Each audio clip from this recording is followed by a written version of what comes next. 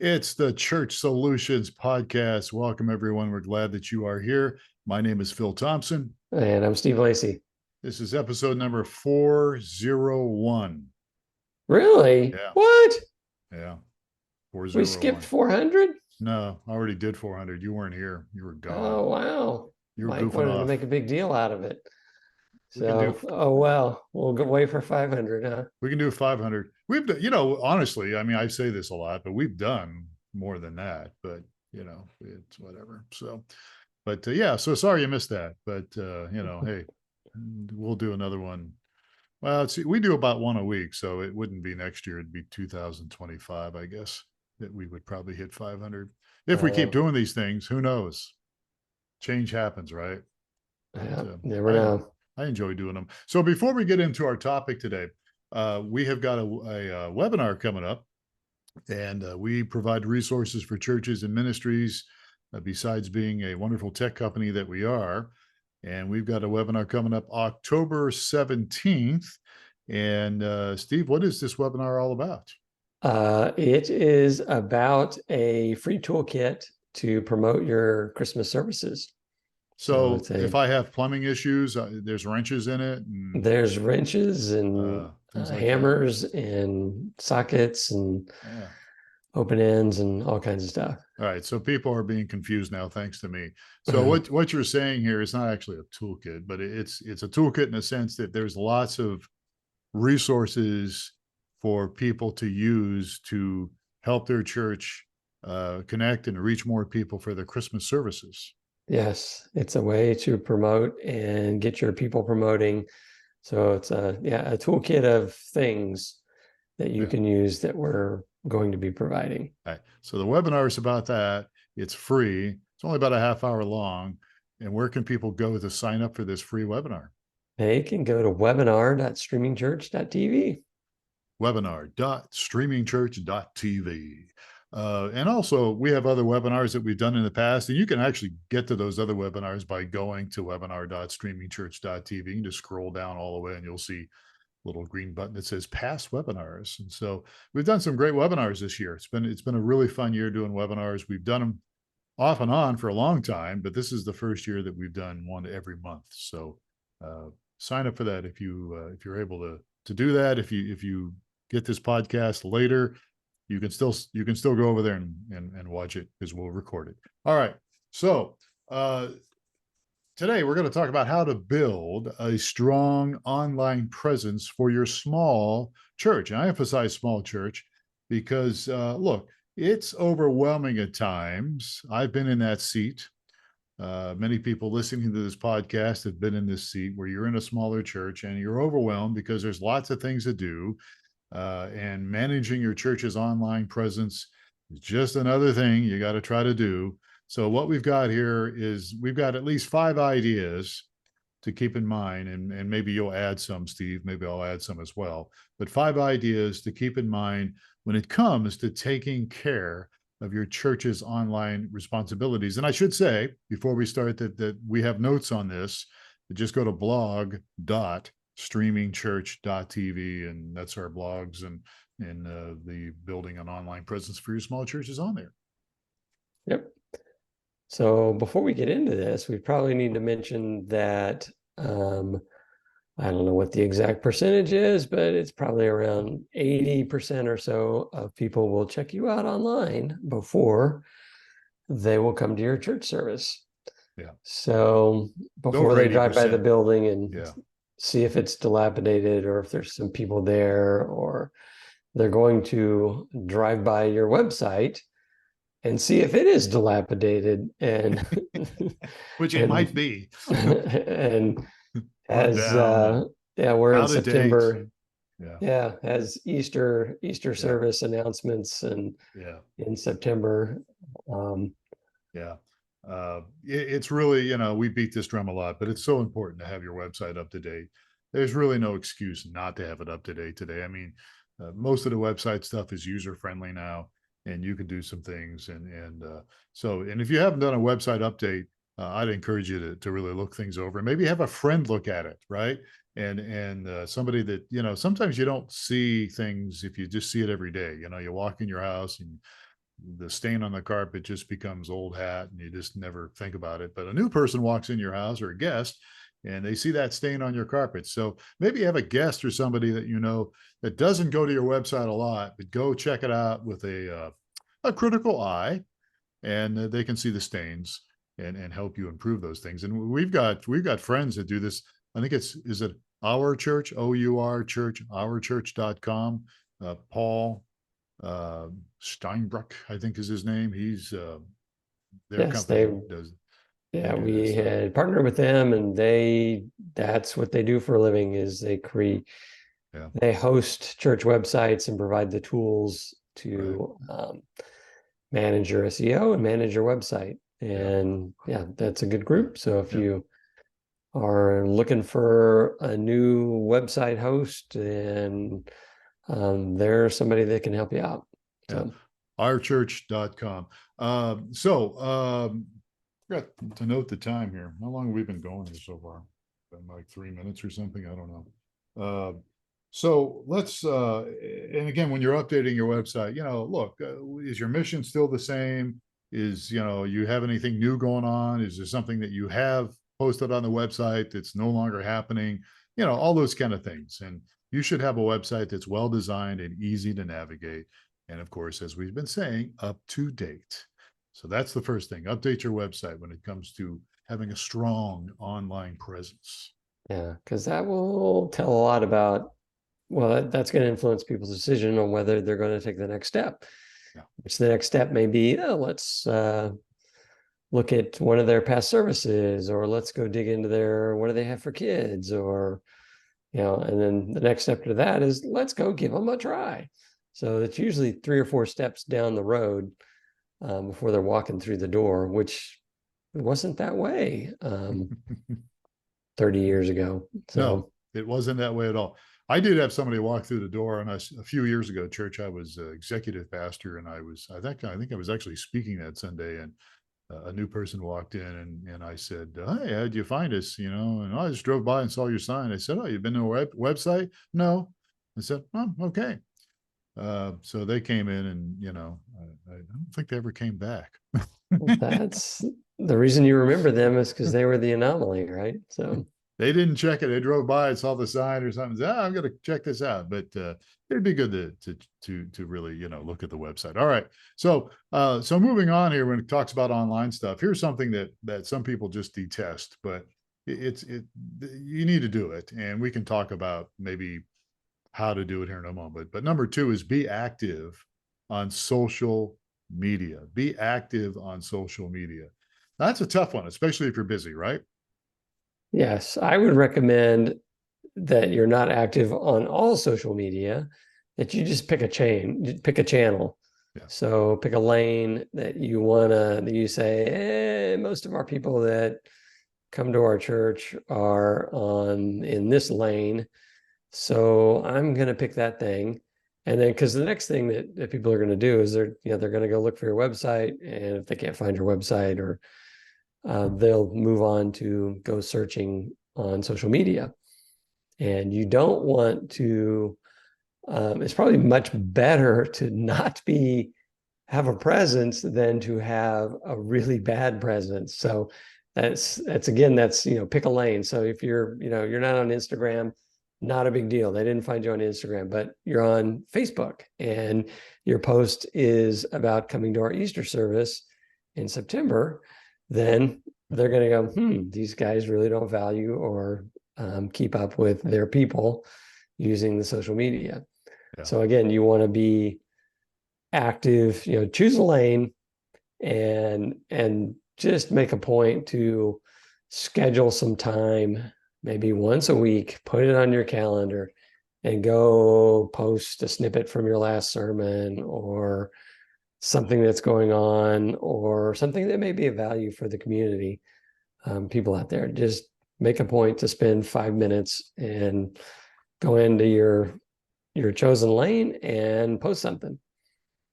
Yeah, and I would, as you mentioned earlier, I would definitely kind of do a little survey if you could on the people that are coming to your church and find out, what platform are they on? Are they on Facebook? Are they on Instagram? Are they on TikTok? TikTok's more video driven, which we can get to in a moment. But what are they on?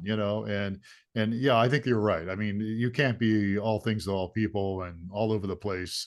You'll just wear yourself out and be frustrated. I would say that Yeah. I think you need to be on a little more than once a week, and I think you need to be engaging in people, not just posting what's going on. Yes. Yeah. There I needs to be can. some engagement. Yeah, I'd agree with that. Maybe you need to set 5 minutes a day to go in Yeah, and schedule post it. something and say, oh, Larry is complaining about the message this past Sunday. I'm going to go respond to Larry. Or Right. that's one of the key things when operating a business. If someone leaves a review, positive or negative, you want to be right on top of it. Yep. So yeah, and that'll just, I mean, that speaks volumes. So even if someone comes in and just has a bad experience for some reason or another, the fact that you reply, people will go, wow, okay, now I see what the other side of this was, and these guys are reasonable, and it was just a misunderstanding or whatever it may have been, and it will just alleviate a lot of heartache, as opposed to somebody posts something and it's either a complaint or a suggestion or a praise, and nobody says anything, and it's 3 weeks old. It kind of that's Yeah, it's not stale. good. It goes stale. Absolutely. You need to respond to people. Even if you post something, maybe ask questions, see if you can get people involved, see if they will respond, and then you respond as well. I've told it. I don't think I've ever told a story on the podcast, but my wife has got some really bad issues with her back right now, and our insurance company, Banner Aetna, is really a terrible insurance company, in my opinion. And I finally posted something on Twitter. It's called X now, but I refuse to call it X. But on Twitter, I posted something directly to them saying, you guys have just handled this really poorly and you've done a terrible job here with us. And somebody did respond. And they actually put us in contact with somebody in a higher tier, higher level of the Banner Aetna insurance company. And the woman actually did help us. She did help my wife. It took a while, but she did help my wife. And so, yeah, respond if you can. I think I did something this weekend with Xfinity, which is basically Comcast. I put something on them because I had a terrible time with Comcast, with a cable company. Imagine that, having a problem with your cable company. It's shocking, right? And I'm not sure if they responded or not. I have to go and look and see. But yeah, definitely, you'll be surprised. And when you do respond, when you do spend some time, I would schedule your social media stuff every day. And like you said, 5 minutes a day. So, I mean, I'm amazed that some pastors or leaders don't have schedules, but you really should have a schedule if you want to be productive. And put that in your schedule. Put social media in your schedule and spend a little bit of time on it. That's all you need to do. Yeah. Man, Or that makes some if sense. if it's just something that completely doesn't float your boat, then find somebody in the church that would be willing to do Yes, it, yes, and knight them as the official rep, and stay in touch with them, and let yeah. them go to town posting for the church.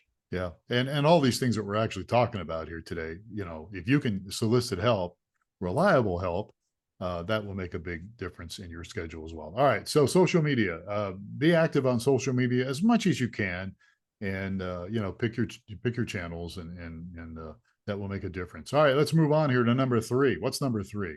Number 3, stream your services. And this kind of walks down this road that I was talking about of, person's going to go first to Google churches near me, or maybe Google your church name, and got to have a website. So that's wicket number 1 they're going to go through. And then the next one, they may go on to social media and go, oh, check the box there. And then the next thing they're going to do is, what's this place really like? What's it going to be like when I show up? What's the teaching like? What's the preaching like? What's the music like? And that's when they're going to take the third step of attending one of your services online. They're either going to attend live, or they may attend live just to get an exposure of whether people are going to interact with them as they show up. or they may watch a past service. So they're wanting to kind of check all these boxes in their mind of, is this place worthy of a visit? Because if I'm going to be church hopping, it's much more internet based now than it was in the past, where you go visit a church and visit a church. I remember moving here to Tucson and doing the church hopping scene, and You hopped in one of the had churches I was doing music in, I think, one time, didn't had there been an internet back then, I definitely would have probably never visited some of the churches I went and visited. you? So And why was uh, that? it was not what I expected was the deal. Yeah, yeah. And I mean, I've told this before, but I had one of the guys I worked with, he said, we're talking about uncomfortable moments. And he said, one of the most uncomfortable moments he's ever had was at church, Yeah, was at a that's church, and he was not in the right spot and he couldn't get out. It was kind of he was, I can't get up and leave. And it was just a super uncomfortable, not a good fit for him, church wise. yeah. And Gosh, I'm sorry about that. That's too bad. We should have let him go. I'm what? I'm I'm making I'm making Oh, I'm trying to make it sound like it was my church, but it wasn't. oh But yeah, no. but yeah, no, it's yeah, but that's a sad situation. So yeah, Well, so you just, streaming yeah, it was video. just a first exposure. So stream your service and you get Yeah, an idea of a better idea of what the church is about, what their style is. Sometimes it's been kind of surprising for me. There's some churches near us, and until I sat in one of the sermons, I actually knew the pastor. I was like, wow, I was not ready for that flavor of pastoring or teaching. It was just yeah, very different than what I had expected. So anyway, stream your yeah. service. Stream your service, and as you mentioned very briefly, you should have a platform where you can interact with people. And again, you would need to solicit a volunteer or somebody maybe in the tech department that can at least greet people online through chat and answer questions. And of course, we do a little self-glossing here with our company, streamingchurch.tv. We have a AI chat, don't we? We do. Yeah. We have an Yeah. AI chat that'll interact using some AI technology as your church member, as a church member or church rep. Yeah. How's that work? So People just start chatting and the AI you, chatbot comes in and says, yeah, if you're streaming with us, you just turn it on. It's turned off by default. You just click a checkbox and say, I want the AI web host to participate in our chat. And that web host will then participate and does an amazingly good job. it It's does. been very Yeah, surprising. it does. So, We always recommend that you do have a human, though, involved uh, in case it hallucinates. yes. And yeah, definitely want to have people from the church involved as well. So, Yeah. yep. But anyway, stream your services. That's Yeah. another piece of the online deal. But not to And beat these, this to a dead horse here. Sorry to cut you off, but we also have a tool that when people stream their services and record them, they can actually have their messages chopped up into little mini reels.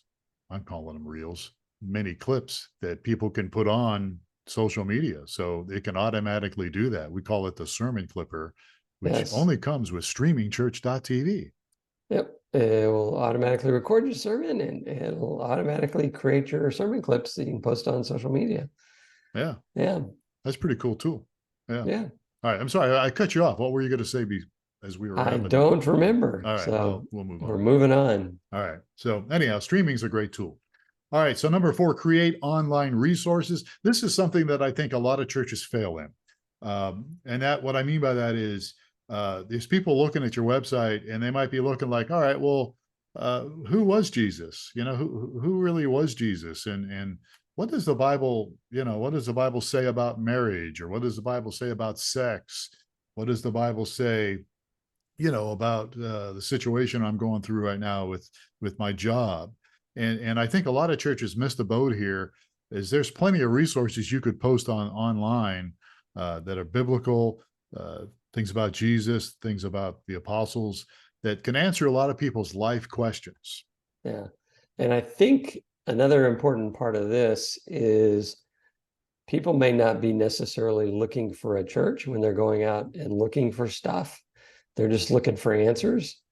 And if your website has content, that addresses those questions, then your website's going to show up, So that's, another reason to post resources and sources for help. And, depending on, no matter what it is, for example, someone's struggling with addiction and they're going online and going, I think this is a real problem, struggling with addiction in my town, USA.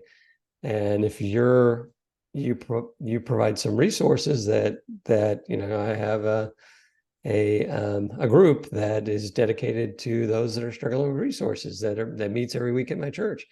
So that's going to draw some people in and provide answers. Plus, get you some exposure to be able to answer community needs out there. Yeah. And when I say, and that's a very good point, by the way. And when I say, online resources like about Jesus, the Bible, I'm not saying your what is it, your statement of faith. I'm not saying, we believe Jesus is the Son of God. But that's fine. You can put that on there if you wanted to. But I'm talking about some articles, not long ones, but articles that can bring insight to people. And even like you just mentioned, addiction issues or those kind of things, marital troubles or whatever it may be. Short but productive articles that people can look at, and maybe links that are put in there. And look, somebody's listening going, well, I don't have time to write all that stuff. Well, there's this thing called Chat GPT, and there's Bard, and there's things like that you could actually get some help, AI help, writing some articles that don't have to be very long, and you can be involved in it. You can ask for help with Chat GPT. It's free. There's other resources that are AI based that can actually help you write articles. And you need to go in and edit it and do some things to it, make it your own. But it's a good resource that you can use, and then you can put those things on your website. And again, when people are looking for answers, somebody's after you there. When people are looking for resources, they can find them on your website. Yep. All right. And the next thing on the list here, which you've been iterating as we go through this thing, is just being consistent. Yeah. So in all these areas, I think it's key to be consistent. And then if you can't be consistent, grab somebody that will be consistent.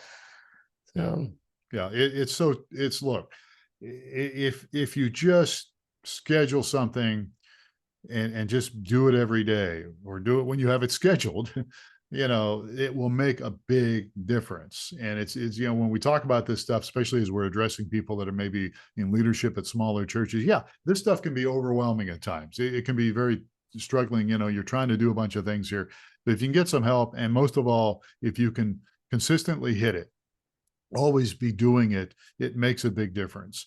And before you know it, you'll have lots of great content on your website. You'll be interacting with people on social media. You'll be able to really get stuff done. And when people go and look at your website, they're going to see some really good stuff, and it's something you can be proud of. There is truth to the idea of the flywheel, right?